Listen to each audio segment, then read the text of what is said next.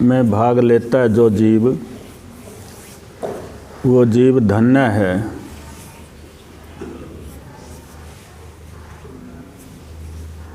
परमपिता परमात्मा की चर्चा सुनना ही एक इंसान का धर्म है।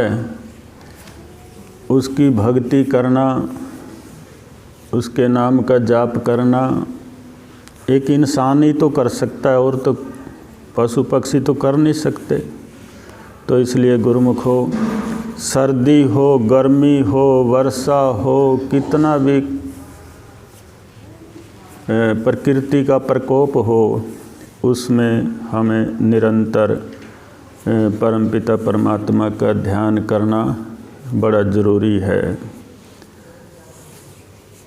कहते हैं कि जब दिल मिला दयाल से तब कुछ अंतर नाही, पाड़ा गली पानी मिला यो हरि जन हरि माही। कि कहते हैं कि जब दिन दयाल यानी परमपिता परमात्मा से जब दिल मिल गया तो अंतर कुछ भी नाही, यानी उससे मन मिलाना, उससे अपना दिल मिलाना परमपिता परमात्मा से। जैसे हम बहुत बड़ी अच्छी वस्तु से प्रेम करते हैं, इससे भी कई गुना परमात्मा से प्रेम करना चाहिए, तभी तो हम सुखी रहेंगे, सुख की प्राप्ति होगी। तो कहते हैं कि पाड़ा गली पानी मिला, यानी यो हरि जन हरि माही। तो कहते हैं कि परम पिता परमात्मा हर जीव के अंदर है, चाहे बच्चा है, बूढ़ा है, लड़की है, बड़ी कोई औरत है या इंसान मर्द, तो सब में, छोटे से लेकर बड़े तक, सब में उस परमात्मा का वास है, जो कि बिना ध्यान, बिना भक्ति, बगैर सत्संग के हम विचलित हुए फिरते हैं। हमारे अंदर बड़ी कमियां हैं, उन कमियों को हम अगर दूर कर लें और फिर भक्ति होती है, फिर सत्संग समझ में आता है, फिर गुरुवाणी समझ में आनी शुरू हो जाती है। जब तक हमारे मन में खोट है या हमारा मन विचलित है, चंचलता पकड़ रहा है, तो तब तक हम उस परमात्मा की न तो भक्ति कर सकते, न ही शांति से सत्संग सुन सकते, और ना ही गुरु की आज्ञा का पालन कर सकते। क्योंकि जो ये प्रकृति है,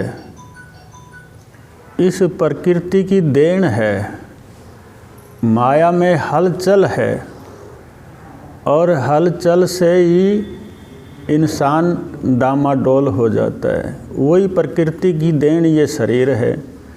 जैसे कभी आंधी आ जाती है, कभी ज़्यादा वर्षा होती है, जैसे आज ज़्यादा से ज़्यादा सर्दी पड़ रही है, इसी तरीके से शरीर के अंदर भी कभी शांति आ जाती है, कभी क्रोध आता है, कभी एक दूसरे को मारना दौड़ते हैं, कभी कुछ शरीर के अंदर कोई न कोई हरकतबाजी होती रहती है, और हमारे दिन रात उसी में बीत जाते हैं। हम कोशिश तो करते हैं भी हम कहीं शांति प्राप्त कर लें, लेकिन साधु संत महापुरुष कहते हैं कि सत्संग से ही शांति मिलती है। आराम से रात को नींद आ जाती है। इंसान को अगर शांति प्राप्त करनी है, तो चैन से रहना है, तो सत्संग सुनना बड़ा ज़रूरी है। और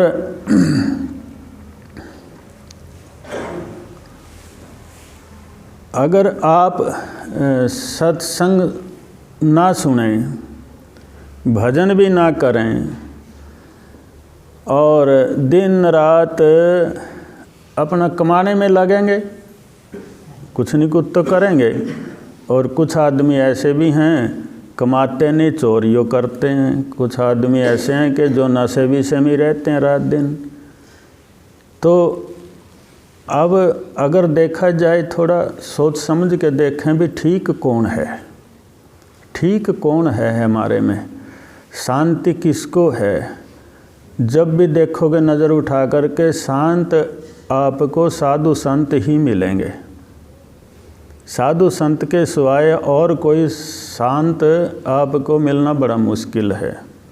कोई महापुरुष ब्रह्म ज्ञानी शांति दरवेश मिलता है। तो गुरुमुखो कहते हैं कि जहाँ शांति है वहीं भगवान है, भगवान भी वहीं है शांति। और जहाँ अहंकार है, जहाँ क्रोध है, वहाँ तो भगवान बहुत दूर है उससे, उस जीव से तो। और जहाँ जिस जीव से भगवान बहुत दूर है, तो वहाँ तो बरकत होना बड़ी मुश्किल है। फिर बरकत नहीं होती उस घर में, अशांत घर में झगड़ा। तो इसलिए गुरुमुखों कहा है कि भी थोड़ा टाइम निकाल करके सत्संग सुनना चाहिए। एक कथा आती है भी सत्संग का महत्व क्या है, हमें सत्संग का महत्व भी समझना चाहिए। जैसे इस कथा से पहले मैं एक दृष्टांत सुनाता हूँ।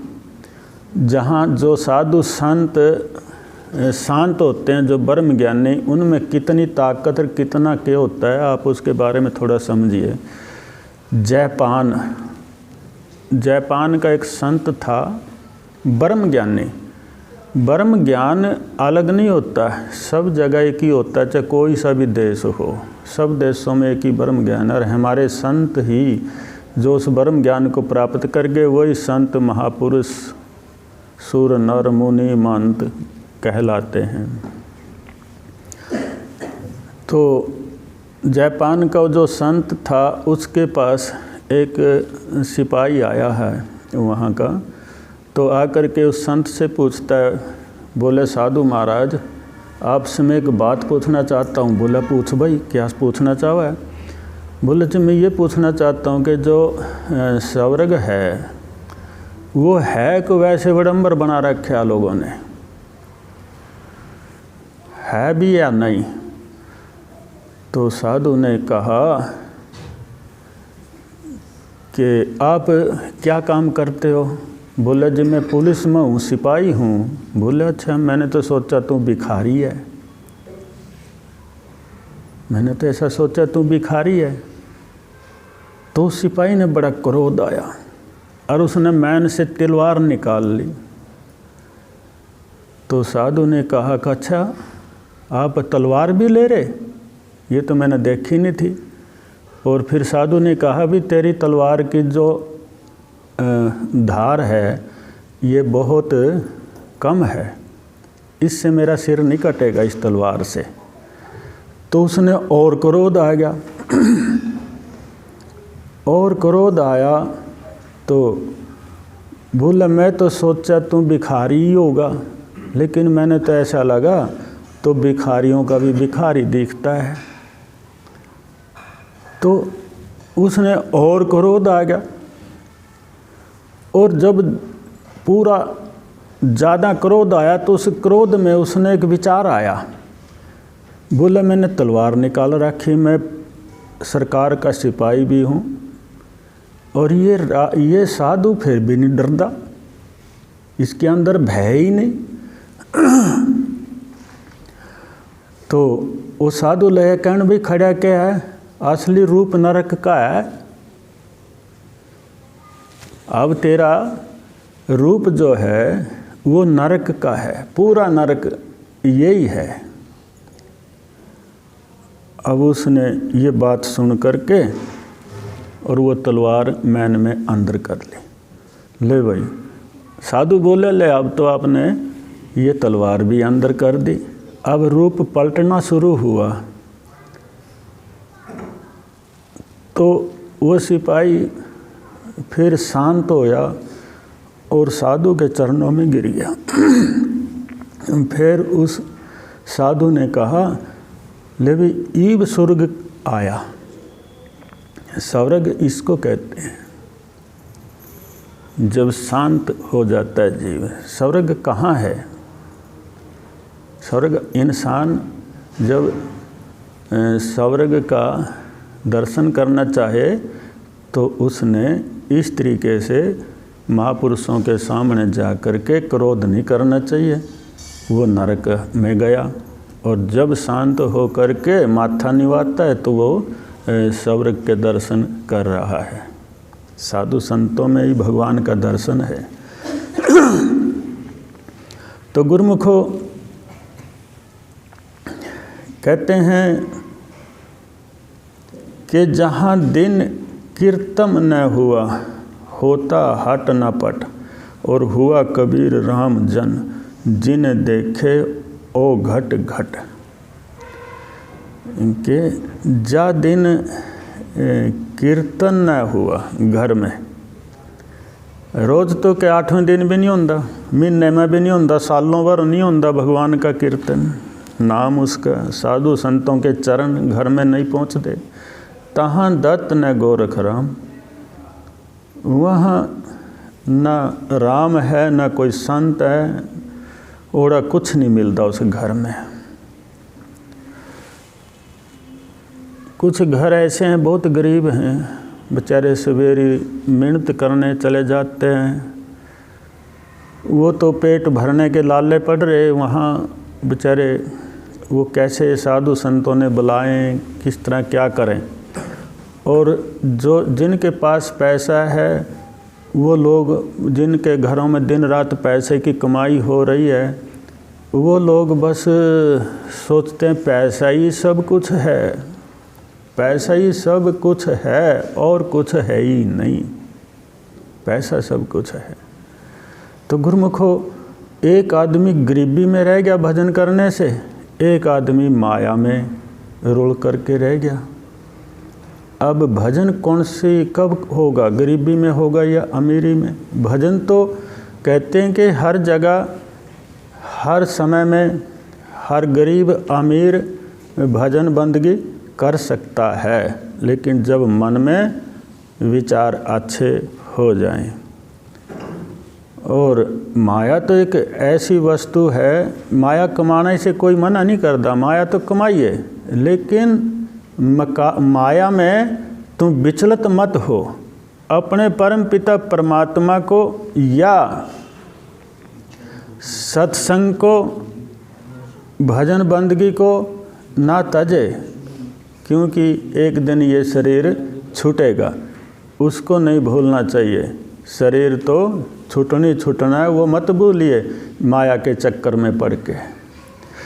तो गुरुमुखो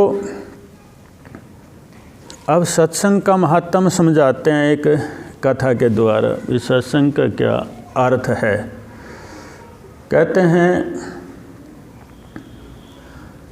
कि राजा आज हुआ, राजा आज, और वो किसी ऋषि की कुटिया में गया। उसने ऋषि उस महापुरुष का निरादर कर दिया। उस महापुरुष ने उससे श्राप दे दिया, जा तू अजगर बन जा, अजगर बनेगा। तो राजा घबरा गया, भैया अब क्या करूं? बोले महाराज जी मेरे तक गलती हुई तो आपने श्राप दे दिया, लेकिन इसका उद्धार तो बता दो। प्रार्थना करी तो महापुरुष ने कहा, अभी उद्धार तो इसका तेरा ऐसे होगा कि तेरी पीढ़ी में कोई भजनानंदी सत्संगी आ जाए, जिसके दरबार में रोजाना सत्संग हो, और वो आवेगा 7वीं पीढ़ी में, तब जा कर के तेरा उद्धार होगा। उस राजा के द्वारा जो तेरी गद्दी पावेगा 7वीं पीढ़ी में, तब तेरा उद्धार होगा। कोई सत्संगी आ गया तो। अब वो उस इंतजार में अजगर की यूनी में उस इंतज़ार में रहता। उस महापुरुष ने कहा भी तेरे को ज्ञान रहेगा, मेरी पीढ़ी में कौन सत्संगी आएगा। तो बताते हैं त्रेता युग में राजा जनक एक ऐसा राजा हुआ कि देश विदेश के ब्राह्मण सत्संगी संत महात्मा उसके दरबार में रहते थे। सबके दिन बंधे हुए थे, फलाने दिन फलाना संत सत्संग करेगा, फलाने दिन फलाना।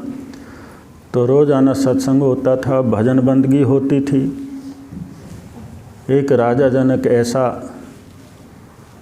राजा हुआ और वो अजगर ने जब पता चला भी मेरी पीढ़ी में राजा जनक ही सत्संगी बन गया, तो अजगर जो है जंगल से चला और जहाँ सत्संग हो रहा था वहाँ आकर के कुंडली मार करके बैठ गया।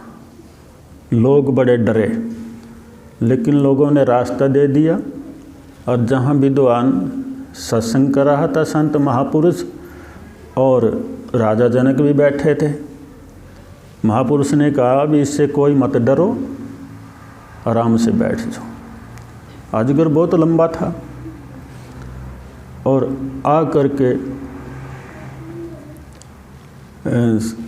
गद्दी के सामने कुंडली मार करके बैठ गया। पूरा सत्संग सुना। सत्संग सुनते सुनते वो शरीर छूट गया उसका सर्प का, और उसमें से एक दिव्य शक्ति प्रकट हुई देवता के रूप में। उसने नमस्कार किया राजा जनक से, महापुरुष से, और उसने कहा हे राजा जनक, मैं तुम्हारी पीढ़ी का 7वां राजा था आज से पहले, और जो तैने कार्य किया इस कार्य से उत्तम सत्संग से, भजन बंदगी से, भंडारा प्रसाद बनाना, ये सबसे उत्तम कर्म है। तेरे ये कर्म करने से मेरी ये अजगर की योनि छूटी। और हे राजा जनक, तेरा भी कल्याण होगा और मेरा भी हो गया। तो गुरुमुखो, जब उस महापुरुष ने ऐसा वरदान दिया, राजा जनक का चेहरा खिल गया। भाई परमपिता परमात्मा ने मेरी कितनी उत्तम गति कर दी कि सत्संग करने कराने से, सुनने से। तो गुरुमुखो, कहने का भाव ये समझिए, हम जितने बैठे हमारे पितर तो सबके हैं, सबके, और हम क्या करते हैं अपने पितर शांति के लिए गंगा के किनारा या किसी तीर्थ के किनारा जा कर के पिंड बरवाते हैं, भी शांति हो जाएगी। ठीक है, अपना मन तो शांत हो गया भी मैंने हमें पितरों के पिंड बरा दिए, लेकिन नहीं, ऐसा नहीं होता। अगर पिंड भराने से काम चलता तो वो महापुरुष राजा आज से ये नहीं कहो तभी सत्संग सुनने से कल्याण होगा, वो भी कह देता पिंड भरा देना। तो सत्संग में वो ताकत है, सत्संग एक इतनी बड़ी शक्ति है, भगवान खुद प्रवेश हो जाते हैं सत्संग में। और अगर कोई अच्छा व्यक्ति मन लगा करके सत्संग सुनता है, उसके पितर भी शांत होते हैं, उसके पितरों को शांति मिलती है। अगर घर में कोई आत्मा, दुष्ट आत्मा प्रवेश कर गई हो, सत्संग सुनने से वो आत्मा भी घर छोड़ करके चली जाती है। अगर कोई किसी घर में अगर एक जीव सच्चा प्रेमी परमात्मा का सत्संगी बन जा, गुरु ज्ञान प्राप्त कर ले, तो उस एक जीव के द्वारा भी घर में कल्याण हो जाता है। तो गुरुमुखो, जो काम मुसीबत क्या है, जो काम करने का है उससे हम बहुत पीछे हो जाते हैं। बड़ा सोच विचार करते हैं, यूँ करूँ कि ना करूँ। सत्संग सुनने के लिए बड़ा सोच विचार करते हैं, कल ना सत्संग में जाना, जाऊँ कि ना जाऊँ, फलाना काम भी था, डिम का काम भी था, ये था वो था, और शायद इसी 605 में कोई प्यारा मित्र रिश्तेदार आ गया तो बस ले तो पक्का बहाना मिल गया, सत्संग में नहीं आया गया। तो गुरुमुखो, ये क्या है? हमारे मन की कमी है, दुर्बलता है, हमारा मन पक्का नहीं हुआ, हमारा दिल नहीं लगा पूरा परमपिता परमात्मा में। तो घाटा तो किसी बात में नहीं आवेगा, परमपिता परमात्मा का जाप करने से उसकी प्राप्ति होगी, आत्मा का कल्याण होगा। जब परिवार के अंदर एक आदमी सत्संगी बन गया, राजा जनक, उसने 7 पीढ़ी पहले का अपना पितर का उद्धार हो गया उसके सत्संग करने से, 7 पीढ़ी पहले तक का। तो गुरुमुखो, जीवन की डोर कितनी लंबी और कितनी छोटी, इसका कोई अनुमान नहीं लगा सकता, क्योंकि जीवन शायद हमारा एक्सीडेंट के द्वारा भी ख़त्म हो सकता है, किसी बीमारी के द्वारा भी ख़त्म हो सकता है। अगर हम क्रोध आता है ना, क्रोध, अहंकार, इससे भी उम्र घटती है, इससे भी उम्र घटती है। तो इन चीज़ों का अगर हम ध्यान करें कि भी क्रोध ना करें, एक्सीडेंटों से बच के चलें, कोई ऐसा गलत काम ना हो जाए जिससे घर में हलचल हो जाए, तो हम लंबी उम्र पा सकते हैं। और साथ में सत्संग भी जोड़ लें, भजन भी जोड़ लें, करना है अभी मालिक का, तो पूरी लंबी उम्र बन सकती है आपकी, और भजन कर सकते हैं, काफ़ी दिन जी सकते हैं। तो इसलिए हमें सत्संग बहुत ज़रूरी है, बहुत ज़रूरी है सत्संग करना। जैसे एक शब्द है,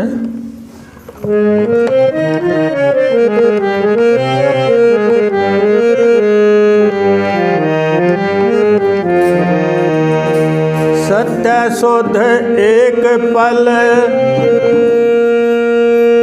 जो अंतःकरण हो जाए, एक पल के जाप से पाप मुक्त हो जाए।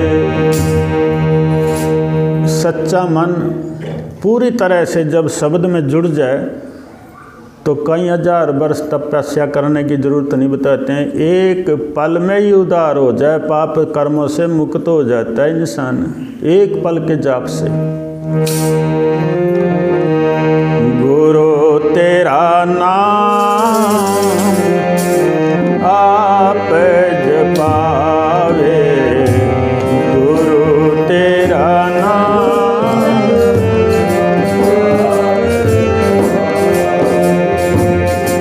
गुरु तेरा नाम,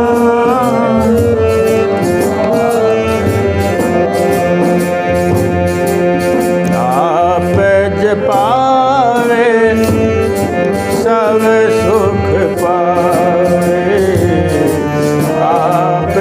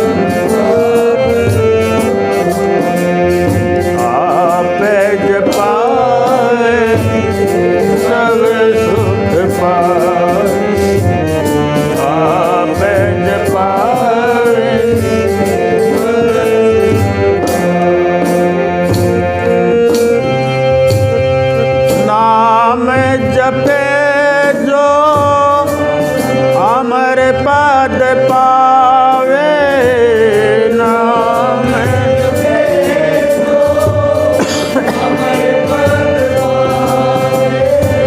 जन्म मरण से मुक्ति पावे जन्म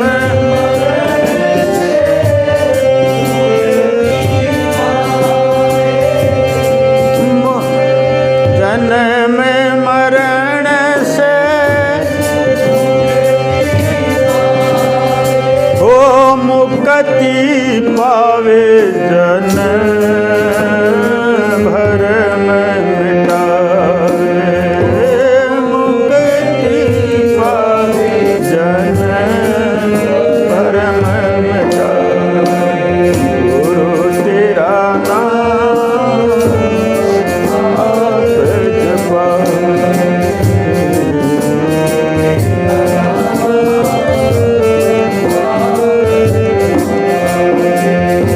आप जपावे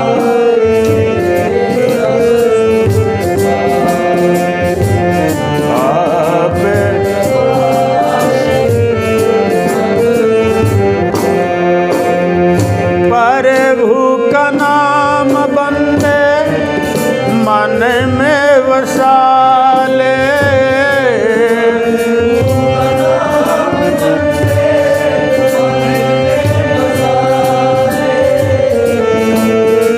जन्म मरण के पाप मिटाले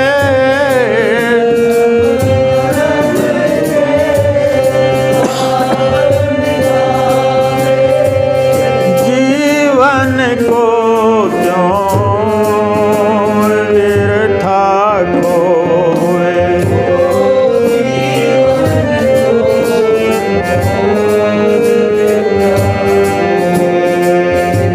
गुरु तेरा नाम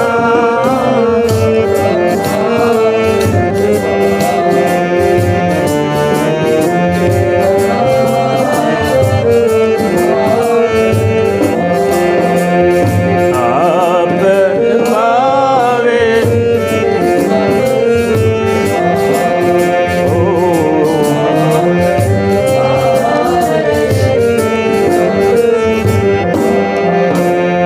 आप पावे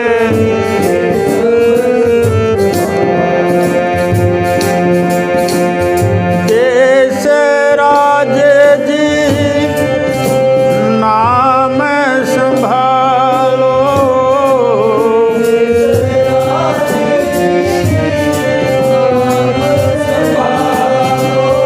श्वास श्वास में शांति पालो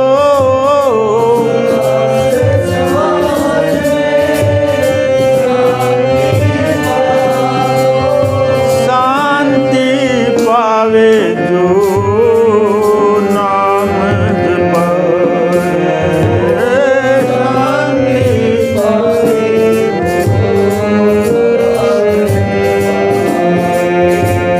गुरु तेरा नाम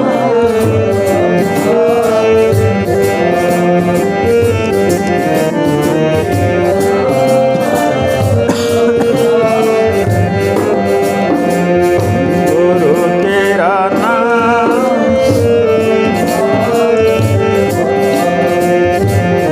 गुरु तेरा नाम आया पेज पावे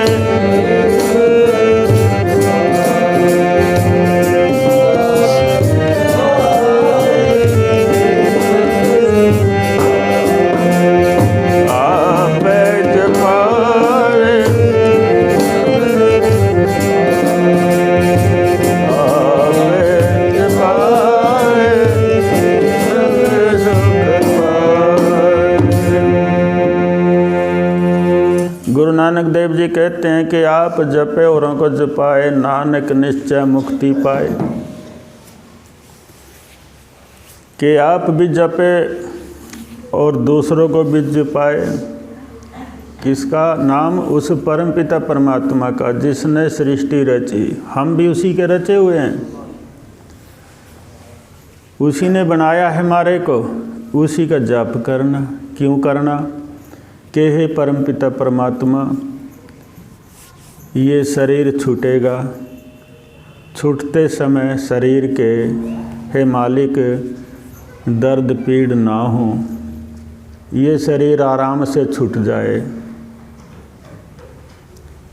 और आगे अगर जन्म मिले तो हे परमपिता परमात्मा, हे गुरुदेव, मानव का ही जन्म मिले।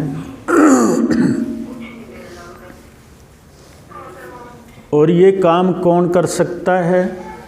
परमपिता परमात्मा। उसी से तो हमें प्रार्थना करनी पड़ेगी। अगर हम प्रार्थना किसी देवता से ऐसी करेंगे तो देवता तो ये काम कर नहीं सकता। देवता का काम जो है वो करेगा, जो देवताओं का काम है। लेकिन ये तो काम परमपिता परमात्मा का है। जन्म लेते समय गर्भ के अंदर हे परमपिता हमें दर्द पीड़ ना हो। जन्म लेते समय मेरी माता और मैं जीवित रहें, दर्द पीड़ के बगैर सही जन्म हो जाए। मृत्यु के समय भी दर्द ना हो। अगर मेरी भक्ति पूरी हो जाए तो अपनी शरण में ले ले। अगर मेरी अभक्ति धूरी है तो दोबारा फिर मानव का शरीर मिले, मैं आपकी भक्ति में जुड़ जाऊं। आप ही तो जोड़ने वाले हैं उसकी भक्ति में, और कौन जोड़ेगा? कोई भी नहीं। गजराज हाथी अपने झुंड के साथ, बहुत सी हाथियों के साथ समुद्र में पानी पीने के लिए चला गया। एक ग्राह ने उसका पैर पकड़ लिया। ग्राह भी बहुत तकड़ा था। कभी हाथी उसको बाहर खींच ले, कभी वो अंदर समुद्र में ले जाए ग्राह। लेकिन जितनी हाथनी उसके साथ थे, उन्होंने 1-2 दिन तो इंतजार किया, लेकिन वो सब छोड़ के उसको वहीं पर चले गए गुरुमुखो। अब 2-3 दिन हो गए भूखा पेट से, हाथी की ताकत घटने लगी और उसको ग्राह बीच में खींचने लगा। तो हाथी जो था पहले जन्म में एक इंसान था, उसने बहुत भक्ति करी थी और कोई ऐसा कर्म हुआ कि जिसके द्वारा उसने हाथी की यूनि मिले। तो जब गहरा संकट उसके सिर पर आया हाथी के, और उसने ग्राह बीच में खींचने जाता है, ले जाता है, फिर हाथी थोड़ा जोर लगा करके उसको बाहर खींच लेता है, लेकिन कमज़ोर हो गया, भूखा था कई दिन का। वो पिछली भक्ति करी काम आएगी, याद आ गए भगवान, और प्रार्थना करी है परमपिता परमात्मा, मेरा परिवार तो मेरे को छोड़कर सारे चले गए, अब तो मेरी रक्षा आप ही करोगे, और कोई करनिया नहीं है, आप ही करोगे। तो बताते हैं भगवान विष्णु तुरंत प्रकट हो गए, ग्राह को मारा, हाथी को बाहर निकाल लिया, और फिर हाथी ने भी दर्शन करके भगवान के उसका भी शरीर छूट गया। ग्राह को भी और उस हाथी की आत्मा को, ग्राह की आत्मा को, दोनों को विमान में बिठा करके अपने धाम में ले गया भगवान विष्णु। तो गुरुमुखो, भक्ति जितनी भी कर लोगे वो ख़त्म नहीं होगी। इस जन्म में भी काम देवेगी और अगले जन्म में भी काम देवेगी। कई कुत्ते ऐसे हैं कि हजारों कुत्ते गलियों में कुर्डियों पे फिरें, और एक कुछ कुत्ते ऐसे हैं कि जो कारों में चलें, बिस्तरों पे सोएं, आदमी से ज़्यादा उनको भोजन अच्छा मिलता है। तो कोई पिछली करने का कर्म है, भक्ति करी हुई है, लेकिन कोई ऐसा कर्म आया तो कुत्ता बनना पड़ गया। तो गुरुमुखो, आप देख रहे हैं, हम सब कुछ देख रहे हैं, हमारे इतिहास पिछले महापुरुष सब कुछ बता रहे हैं हमें, लेकिन हम पता नहीं किस कारण हम परमात्मा से दूर होते जा रहे हैं। इस बात का कोई भेद नहीं, कितने दूर हो रहे हैं, कितने दूर हो रहे हैं। देखिए इंसान इस पेट भरने के लिए पता नहीं क्या क्या करता है। एक डाकू था, डाके मारता था, चोरी करता था, लेकिन उसने एक विधि ऐसी बनाई कि उसने रास्ते के बीच में एक खड्डा खोद लिया। खड्डा, दिन में तो उस खड्डे को पूरी तरह से ऐसा कर दे रहा, कोई खड्डा नहीं, और रात को उसके फट्टे फुट्टे दूर हटा करके उस पर एक कपड़ा गिर देता है।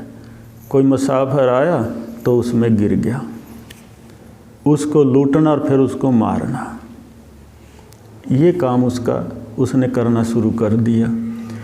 कोई हिरण वगैरह आया, उस खड्डे में गिर गया तो पकड़ लिया, उसको मार दिया। यानी उसने पेट भरने के लिए ये सिस्टम छेड़ दिया। वो इंसान था, वो भी कोई जानवर तो था नहीं, लेकिन उसने बस अपने आप को इस लाइन में लगा लिया। एक दिन क्या हुआ, वो अपने बेटे से बोला, भाई आज रात को तुम भी आ जाइए फलानी जगह। बोले जी ठीक है। वो भी उस लाइन पे लगा लिया बेटा भी, अपना बेटा बाप ने। तो खड्डे से दूर तो बैठता ही था वो डाकू, तो लड़के ना पता नहीं था खड्डा कहाँ है, तो वो आन करके उस खड्डे में नाड़ के तान धूप, उसकी नाड़ टूट गई। जब खड़का हुआ तो उन्हें देखा कोई आज फिर फंस गया, तो निकाला तो देखा मेरा बेटा है। तो अब बुरा करें, बुरे का फल तो तुरंत भी मिल जाए, नहीं तो आगे न जाकर कुछ टाइम लग करके मिलेगा। मिलता ज़रूर है, ये नहीं कि नहीं मिलता। तो गुरुमुखो, ये मानव शरीर इसलिए नहीं कि दूसरे के लिए खड्डा खोद करके उसमें फंसा। ये मानव का शरीर तो इसलिए मिला है, अगर कोई खड्डे में गिरता है तो उसको बचा और उस खड्डे को मुंदो। तो इसलिए हमें इस पेट भरने के लिए तो अनेक उपाय हमें सूझें, गलत से गलत उपाय सूझते हैं हमें पेट भरने के लिए, पैसा कमाने के लिए। तो थोड़े में भी काम चल सकता है, अगर चलाना चाहें तो थोड़े में भी काम चल सकता है, हक की कमाई खाने से। तो गुरुमुखो, जीवन किसने दिया? उस परमपिता परमात्मा ने। और लगाया कहाँ? ये आप सभी जानते हैं। जब जीवन उसने दिया तो संतों के मुताबिक चलें तो उसी में लगाना चाहिए जीवन को, अच्छा बनाना चाहिए। मानव का शरीर मिला, ये और अच्छा बने भक्ति कर करके, और अच्छा बने और अच्छा बने। जितना इसको अच्छा बनाते चले जाएंगे, जैसे स्वर्गलोक में जाए। अगर स्वर्गलोक से अच्छे कर्म कर लिए तो ब्रह्मलोक में जाए, और ब्रह्मलोक से भी अच्छे कर्म कर लिए तो सत्यलोक में जाए, जहाँ वो सार है, जहाँ वो तत्व है, जहाँ परमपिता परमात्मा का वास है, वहाँ पहुँच जाए। तो परमपिता परमात्मा ने हमारे लिए बहुत स्टेज बना रखी हैं। भाई ऐसा कर्म करो स्वर्ग मिल जाए, उससे अच्छे कर्म करोगे तो ब्रह्मलोक मिले, और उसका अच्छा कर्म करोगे तो सत्यलोक मिले। और अगर हम अपने इसी में लगे रहे, ना भजन करते ना सत्संग सुने, तो क्या होगा? नरकी तो मिलेगा। यूनी तो फिर भी मिलेंगी, जितनी यूनी है ये सब यूनी में आत्मा ही तो है इनमें। और ये भी नहीं समझना चाहिए कि हम पक्षी नहीं बनेंगे, क्योंकि हमारे इतिहास बताते हैं कि राजा भरत जब राजपाट छोड़ करके जंगल में चला गया, झोपड़ी बना करके बैठ गया एक राजा। क्यों बैठा? उस परमात्मा का भजन करने के लिए। कुदरती एक हिरनी पानी पीने के लिए आएगी गंगा में, और उधर एक शेर ने गर्ज कर दी तो हिरनी घबरा गई। जैसे हिरनी घबराई तो जो पेट में बच्चा था वो बेचारा बाहर आ गया और हिरनी मर गई। ये राजा ने जब देखा भरत ने, तो वो बच्चे को पालना शुरू कर दिया। उस बच्चे से इतना प्रेम हो गया बेतुका, तो कुछ दिन बच्चा डार होया तो एक मिर्गा की डार आई तो बच्चा उनमें मिल करके चला गया, और भरत राजा उस बच्चे के वियोग में प्राण दे गया, मर गया। इतना प्रेम हो गया तो उस बच्चे के साथ। आखिरी क्या होया? मिर्ग के साथ, मिर्ग के बच्चे के साथ प्रेम करने से क्या होया? मिर्ग बनना पड़ा उसने, अगली योनि में मिर्ग बनना पड़ा। देख, राजपाट छोड़ करके सारा चले गया भगवान की प्राप्ति करने के लिए, लेकिन वो मिर्ग से प्रेम बन गया। परमात्मा की कृपा से मिर्ग योनि में उसको ये ध्यान रहा कि मैं राजा था, राजपाट त्याग करके भक्ति करने के लिए आया था और मैंने इसके साथ प्रेम कर लिया। आज मेरे को यह मिर्ग योनि मिली। गंगा के किनारा बैठ गया, खाना पीना तज दिया, ना खाया और ना पिया। कुछ दिन में वो मिर्ग की योनि भी छूट गई। कहने का भाव, गीता में भी भगवान कृष्ण कहते हैं, जो जिससे प्रेम करेगा अंत समय में वैसी उसको योनि मिलेगी। अंत समय में जो चीज़ याद आएगी वही योनि मिलेगी, वैसा ही मिलेगा। इसीलिए कहा साधु संतों ने कि भी बचपन से ही शुरू कर दो भक्ति, अटल भक्ति हो जाए और अंत समय परमपिता परमात्मा ही ध्यान आ जाए। इसीलिए भक्ति करनी चाहिए। फिर राजा भरत जो था उसने एक ब्राह्मण के घर जन्म लिया, पैदा हो गया। पैदा होने के बाद जब खेलना कूदना बच्चा करता है, उसने खेलना कूदना बंद कर दिया, बोलना भी बंद कर दिया। विद्वान ब्राह्मण था, उन्हें सोची तेरे को लोग कहेंगे भाई इस विद्वान का एक पागल बच्चा पैदा हो गया, तेरी तो पूजा होनी हट जाएगी। वो थोड़ा तकड़ा होया, एक जौआ का खेत था उस ब्राह्मण का, वहाँ पैरे पर छोड़ दिया, ले भाई तो उरा रह कर, पूरी तेरी रोटी पहुँच जाएंगी। तो वहीं रहना शुरू कर दिया, जंगल में ही मिर्ग मार्ग डांदा हुआ, उसमें बढ़ने देवा। तर कुछ दिनों में वो उस खेत को छोड़ करके जंगल में चले गया। ना किसी के साथ बोलना, ना कुछ करना, ना पोका रोटी खानी, ना कपड़ा पहनना, जंगल में रहना 24 घंटे। जो भी वृक्षों का लगा थोड़ा बहुत फल फूल वही खा लिया। खड़ा रहा मनमाना सारा दिन एक को जगह। उसका नाम पड़ गया जड़ भरत। जड़ भरत। भक्तों के ऊपर आपत्ति तो आती हैं, लेकिन भक्त घबरांदे को नहीं, संत घबरांदे को नहीं आपत्ति आ गई तो।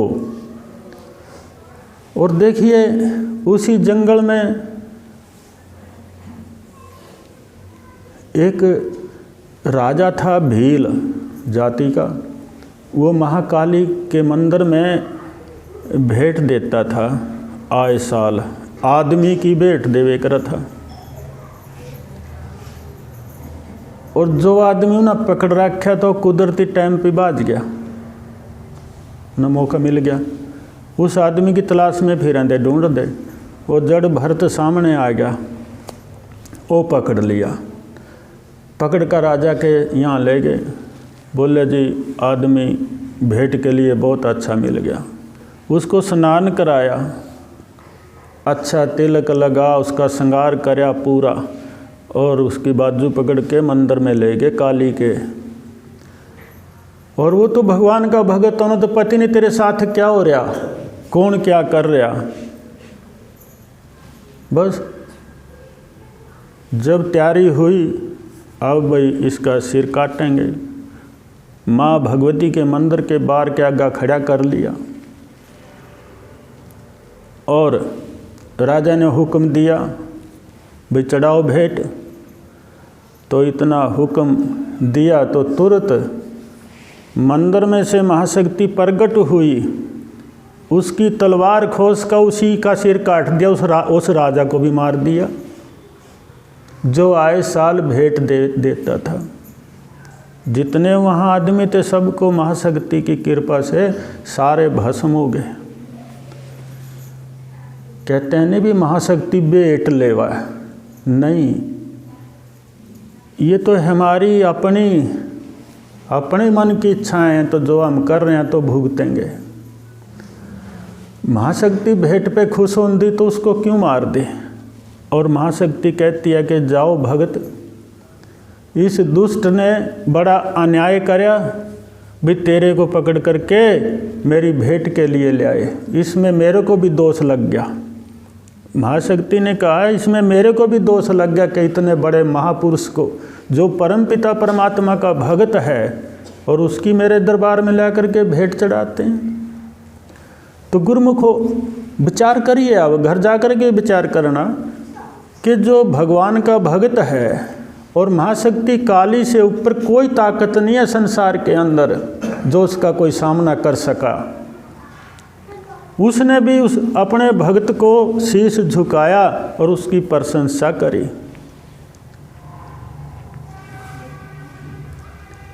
अगर आप सभी हम परमपिता परमात्मा का पूरी तरह से ध्यान करें, उसकी भक्ति करें, तो क्या होता है, किसी भी दरबार में जाओगे, महाशक्ति के दरबार में जाओ, देवता के दरबार में जाओ, वो थारी ज़्यादा प्रार्थना कबूल करेंगे, वहाँ देवी देवता भी जो परमात्मा का भगत है। और बल्कि वो खुश होते हैं कि हमें भी दर्शन हो गए, एक भगत के, परमात्मा के भगत के हमें भी दर्शन हो गए। तो गुरुमुखो आप सुनते हैं, शायद अमल ना करते हो, और अमल भी कर लिया होगा, शायद चलने की शक्ति ना हो आप में, चल नहीं रहे हो। सुनना भी है, अमल भी करना, और फिर चलना है तो कामयाब होंगे। आपत्ति में मत घबराइए, हैं? आपत्ति तो आती है संतों के ऊपर, भक्तों के ऊपर, सबके ऊपर आपत्ति आती है, लेकिन आपत्ति में घबराने की तो ज़रूरत ही नहीं है, मर्सिक भी। क्योंकि संतों ने ये कहा कोई रोग, कोई बीमारी, कुछ भी कष्ट आता है वो वैसे नहीं आता, वो हमारे कर्मों के अनुसार आया है। हमें अपने कर्मों का भुगतान करना है, उसके अनुसार वो रोग, वो बीमारी आई है। एक फल्गु तीर्थ के ऊपर फत्तु ऋषि था, फत्तु ऋषि रहता था। वो बीमार हो गया, बीमार होने के कारण उसके शरीर में जी पड़ गए। लोग सेवा कर रहे थे, बोले भी दवाई दो। फत्तु ऋषि बोला नहीं,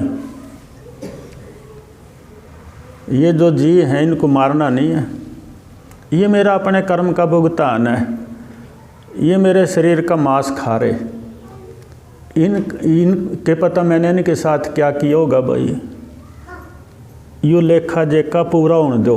ज़्यादा दिन की बात नहीं है, 50 साल पहले की बात है, शायद 50 से भी कम ही हो।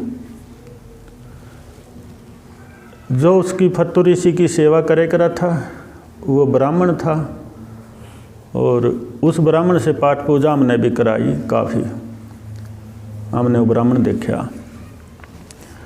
तो भाई ये मेरे कर्मों का भुगतान है, मैंने इन जीवों के साथ पता नहीं क्या कर रखा होगा, और शायद भाई बदला ले रही हैं और लेने दो। उस दुख तकलीफ उन पीड़ों में उसने दुआई ना ली गुरुमुख हो। और एक दिन अचानक वहाँ एक कुआं था, आज भी आओ कुआं, फल्गु के किनारे पर शातिब तो मूंद दिया, तो उसमें उसने अपनी जान दी। तो था ऋषि फत्तू नाम का, लेकिन कष्ट आ गया, घर बार का त्याग कर दिया था उसने, और वो औरतों का मुँह नहीं देखा था। वो गांव में एक घर जाकर के किसी भी भिक्षा लाता था, धोती का पल्ला मुंह के ऊपर घेर का भिक्षा लेकर के वापसी आ जाता। तो इतना त्यागी भी था। तो गुरुमुख हो, अब जीवन ये तो है ही हमारा। हमने पिछले जीवन का पता नहीं हम किस शरीर में थे और हम क्या करके आ रहे, उसका नहीं पता। कहते हैं परारब्ध, परारब्ध के अनुसार चल रहा है ये शरीर। परारब्ध में जो है वो ही हमें मिल रहा है। अगर अपनी परारब्ध और अच्छी बनाना चाहते हैं, इस योनि में आकर के मानव शरीर में अच्छा परारब्ध बनाओ तो निश्चित कल्याण होता है। अगर हमारी परारब्ध ही गलत है, वो आदमी तो कभी भी अच्छा हो ही नहीं सकता, वो तो दुखों से लिकड़ ही नहीं सकता, चाहे कोई कितना भी जोर लगा ले। हाँ, अगर कोई सत्संग सुनता है, किसी साधु संत महापुरुष गुरुओं के द्वारा सत्संग सुनता है, ज्ञान प्राप्ति कर ले, भजन कर ले, तो वो सारे परारब्ध के कष्ट खत्म हो सकते हैं। ज़्यादा नहीं भुगतान करना पड़ेगा, थोड़ा थोड़ा भुगतान करने से ही वो सारे के सारे कष्ट खत्म हो सकते हैं। गुरुमुख हो, सत्संग सुनना जरूरी है, भजन करना भी जरूरी है। ये जितनी देर आप घर से चले, सफ़र में कितना भी टाइम लग गया आपका, वो भी टाइम लगा ले, और यहाँ बैठने का भी टाइम ला ले, ये सारा परमात्मा के खाते में लगता है। जिस टाइम घर से चलते हैं ना, उसी टाइम से वो टाइम और जितनी देर यहाँ दरबार में सत्संग सुनेंगे, ये सारा परमात्मा के खाते में लगेगा, और कुछ नहीं कुछ परमात्मा इसके बदला देता है।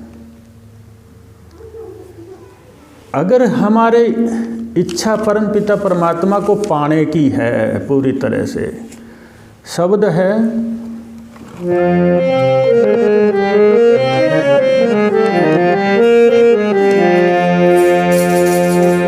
न कुछ तेरा न कुछ मेरा, न कुछ तेरा प्रभु की लीला देखो, आत्म का वसेरा, न कुछ तेरा हो न कुछ मेरा, न कुछ तेरा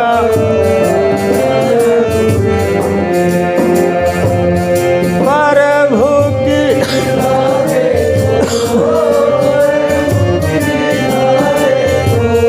आत्म का वसेरा, न कुछ तेरा हो न कुछ मेरा, न कुछ तेरा।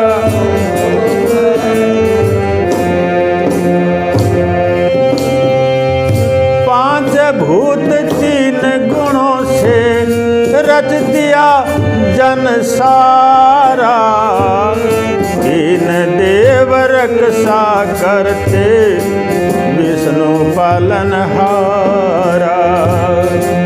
पांच भूत तीन गुणों से रच दिया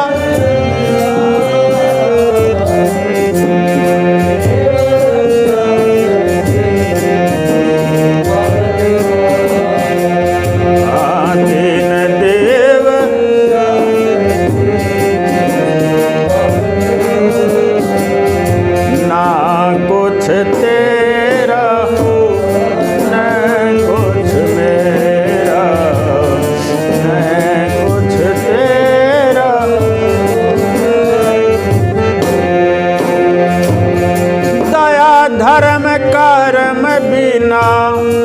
छोटा जीवन तेरा, घट अंदर शब्द वसत है, अंदर गुरु है मारा।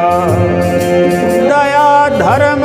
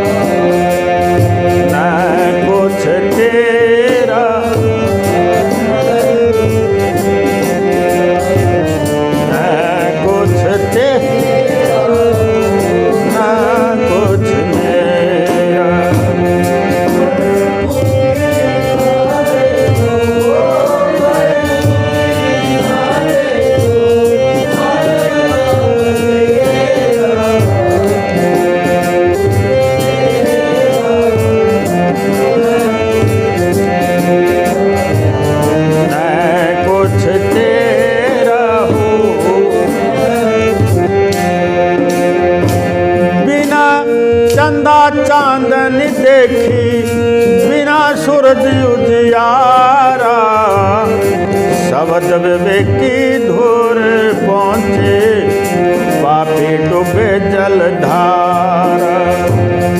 बिना चंदा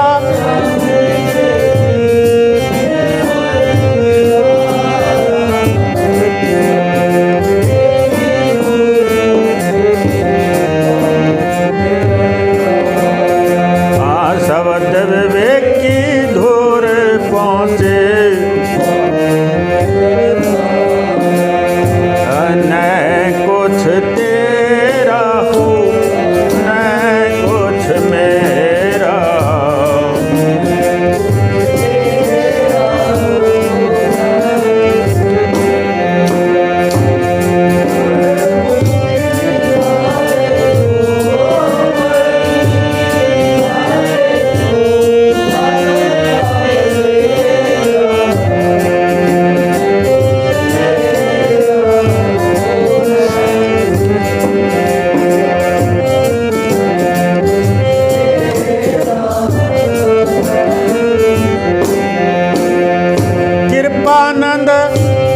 सतगुरु जी ने सच्चा ज्ञान बताया, देश राज साध शब्द को जीवन में एक तार।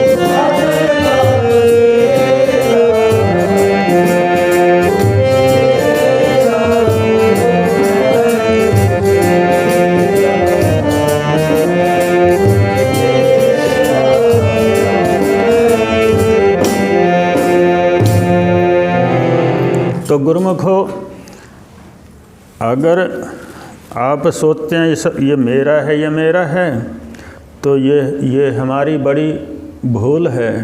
हमारा तो कुछ भी नहीं, ये शरीर भी हमारा नहीं है, ये भी छूट जाएगा। तो कहते हैं इस शरीर में आत्मा का बसेरा है, आत्मा के द्वारा ये शरीर है। अगर आत्मा नहीं तो ये शरीर भी नहीं। आत्मा इसको जिस दिन छोड़ करके जाएगी तो ये शरीर नाशवान है, इसकी कोई कीमत नहीं, इसको कोई पूछने वाला नहीं। इसको कहेंगे फटाफट दफा करो, नहीं तो बदबू हो जाएगी। तो ये किसके द्वारा चमक रहा है? ये शरीर आत्मा के द्वारा। और आत्मा कहाँ है? शरीर के अंदर। तो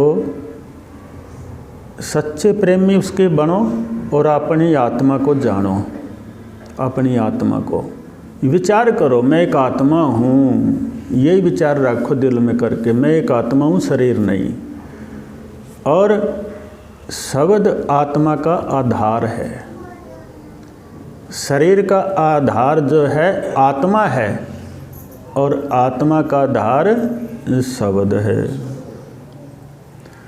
अगर आप शब्द का जाप नहीं करते, किसी गुरु की शरण में जाकर के उस शब्द की प्राप्ति ना करी, तो आपकी आत्मा जो है बगैर आधार के है। इस शरीर से लिकड़ दी, फिर पता नहीं मिट्टी बना, वृक्ष बना, चूहा, कुत्ता, बिल्ला, क्या बनेगी? क्यों? आत्मा का आधार तो कोई है ही नहीं। जब शब्द की प्राप्ति करोगे तो आत्मा का आधार शब्द बनेगा, तो वो शब्द आत्मा को बचाएगा, परम धाम में ले जाएगा। वो शब्द परमात्मा के धाम में ले जाएगा। वो शब्द ही परमात्मा है। उसी के जाप करने में, सत्संग सुनने में आना कान नहीं। अब जैसे शरीर में कपड़ा पहन रखा है, इस कपड़े का आधार कौन है? ये शरीर है कपड़े का आधार। और शरीर में ही तो कपड़ा कैसे रहेगा? ऐसे शरीर के ऊपर है ही नहीं, कपड़ा तो रहेगा नहीं। तो हमें पूरी तरह से समझना है और समझ करके चलना है, तो बस परमपिता परमात्मा की प्राप्ति हो जाती है। एक बार राजा जनक ने सोचा, भाई स्वर्ग में जाकर देखूं क्या है वहाँ। अपने शरीर से सूक्ष्म शरीर निकाल लिया और चल दिया। तो एक तरफ से बड़ा शोर हो रहा, हाय मर गए, हाय मर गए, हाय मर गए, बड़ा तगड़ा शोर। तो जा रहा था, रास्ते में कोई मिला स्वर्ग में, भाई इधर से बड़ा शोर मिला, क्या चक्कर है, यू क्या बात थी इधर? तो उससे बताया गया जी यहाँ पर 10 करोड़ आत्माएं नरक में गिर रखी। 10 करोड़ आत्माएं उस नरक में पड़ी। उस टाइम राजा जनक वहाँ गया और वहाँ हाहाकार में चली। उस कोलाहल को कोई सुन नहीं सकता था। अब राजा जनक ने कहा, भाई इनका किसी तरीके से उद्धार हो सकता है? बोले उद्धार तो हो सके, कोई पुण्य दे दे इनको। बोले मैं अपना आधा पुण्य दे दूं तो इनका उद्धार हो सकता है। तो बोले हो जाएगा। तो राजा जनक ने अपना पुण्य, अपनी भक्ति, आधी सेवा भाव जो भी था, वो जो नरक में आत्माएं पड़ी थी उनसे दे दिया और वो आत्मा वहाँ से निकलनी शुरू हुई। उनका कष्ट मिट गया पुण्य से, राजा की भक्ति करने से। अब राजा जनक के पास तो आद रहेगी। देखो अब इंद्र भगवान बोले, वे राजा जनक आपकी आधी कमाई तो जाली। जो ये आत्मा पड़ी थी ना, बुरे कर्म करे ना, कभी परमात्मा का ध्यान ही नहीं करे, यहाँ तो दिन रात माया में लागे रहे और वो माया जोड़ तोड़ का घर ओढ़ी गिर आए अपने पृथ्वी लोक में। और ये तो नरक में, नरक के वासी थे। तेने इनको अपना पुण्य दे करके, अपनी भक्ति दे करके इनको बाहर निकलवा दिया। और अब बाहर तो निकल गई है, लेकिन समरे तो अब भी नहीं है। अब वापसी पृथ्वी लोक में जाएंगे, फिर ना पता नहीं कुत्ते क्यों नहीं मिलेगी, क्या मिलेगी, परमपिता परमात्मा देगा वह तो यूनिया।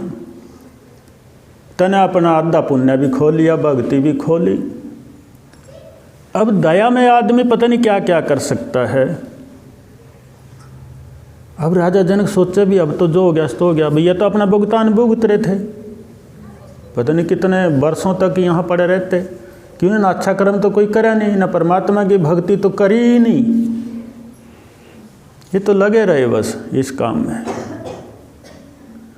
तो तो राजा जनक फिर वापसी आया अपने शरीर में और फिर उसने भक्ति करनी शुरू करी और ज़्यादा से ज़्यादा सत्संग सुनने कराने शुरू करे। भाई ये तो खेल ही कुछ और है, ऊपर तो यहाँ कुछ और है। तो गुरुमुखों, आपने समझना चाहिए, संतों की वाणी को समझना चाहिए और समझ के चलना चाहिए। यह अपने अंदर का अहंकार जो है, हाय तो आई जो है, इसको थोड़ा कम कर दो, परमात्मा में ज़्यादा ध्यान दो।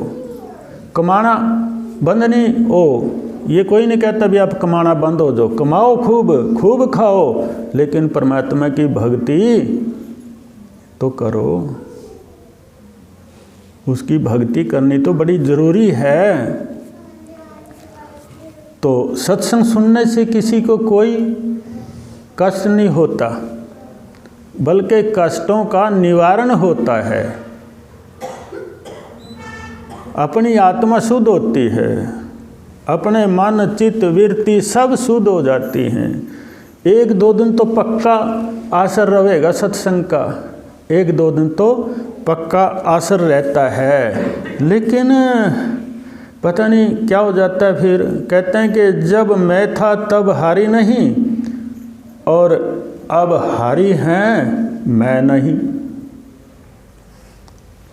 जब भगवान का भजन करने का, सत्संग सुनने का टाइम था, तब तो आपने करे ही नहीं। जब आप बिरध हो गए, बीमारियां ने घेर लिया, फिर सोचा भी मैं सत्संग सुन लूँगा।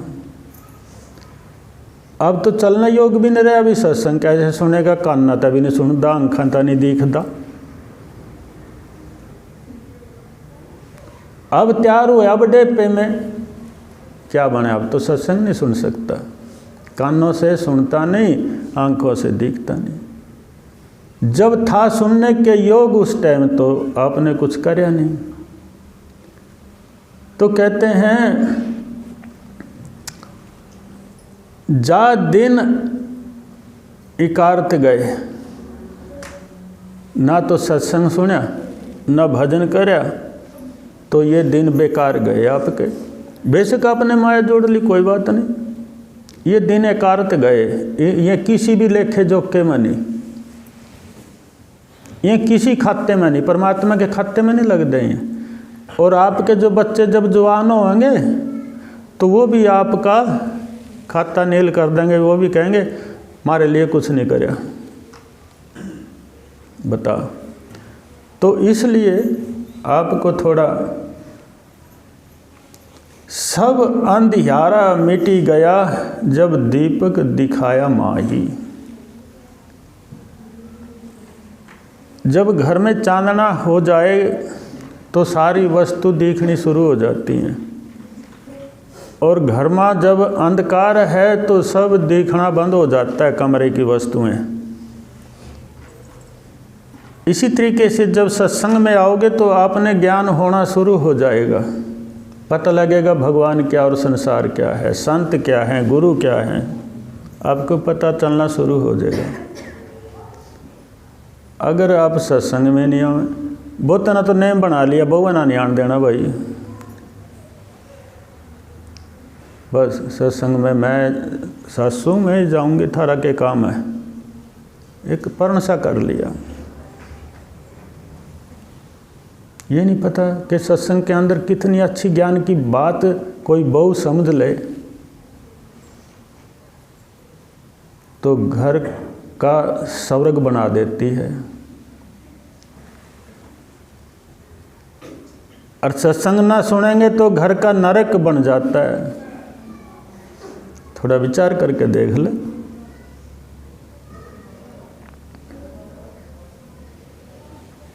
कहते हैं कि मैं लागा उस एक में, एक भया सब माही, सब मेरा मैं सवन का तहाँ दूसरा नाही।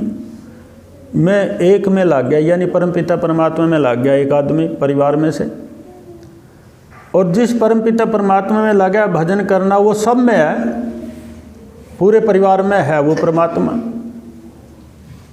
इसको समझो। जब एक आदमी परिवार का भजन करता है तो वो किसका भजन करता है? परमपिता परमात्मा का। और वो परमपिता परमात्मा सबके अंदर है।